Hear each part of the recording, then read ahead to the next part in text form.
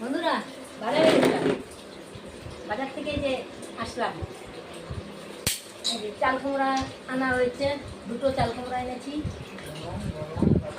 কি গরম বাজারে, বাপরে বাপ। ওয়েদারটা কিন্তু এখন আবার মেঘলা হয়েছে, বুঝলো?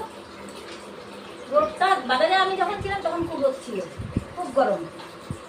দুটো চাল কুমড়া এনেছি, তারপরে পটল এনেছি, এই যে পটল,